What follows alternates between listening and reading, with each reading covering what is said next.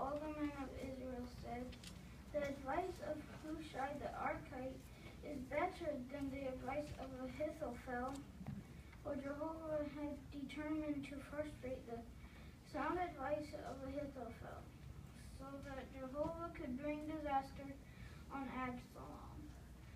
Hushai later said to Zadok and Abiathar the priests, "This is what Ahithophel has advised Absalom and the elders of Israel, and this is what I have advised. Now quickly send word to David and warn him, do not stay at the fords of the wilderness tonight, but cross over without fail, or the king and all the people with him may be wiped out." Jonathan and Ahimaaz were staying at Enrogel, so a servant girl went off and told them, and they went to tell King David.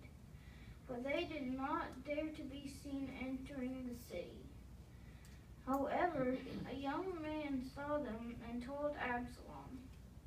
So the two of them quickly went off and came to the house of a man in Bahurim, who had a well in his courtyard.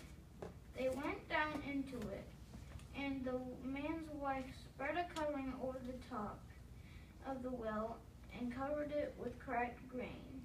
No one knew about it. The servants of Absalom came to the woman at her house and asked, "Where are Ahimaaz and Jonathan?"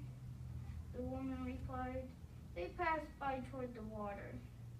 Then the men searched for them, but did not find them, so they returned to Jerusalem.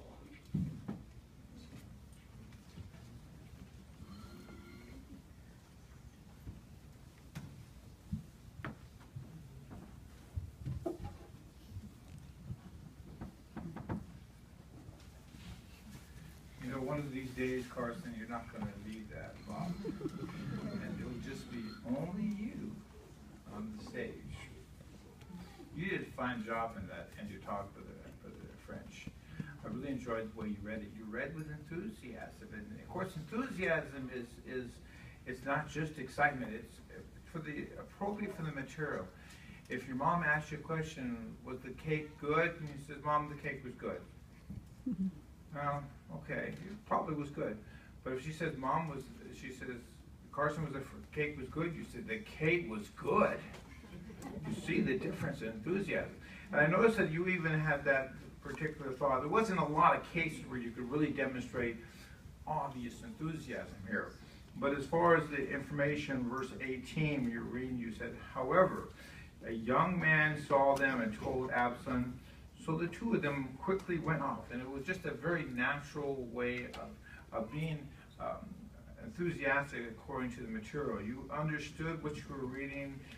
The big words didn't slow you down. That's good. And those are usually always kind of mental obstacles and everything that you face. Oh dear, I've got to get past this big word. Didn't phase you at all. Very good. So look forward to your next talk with the friends, okay? Very good.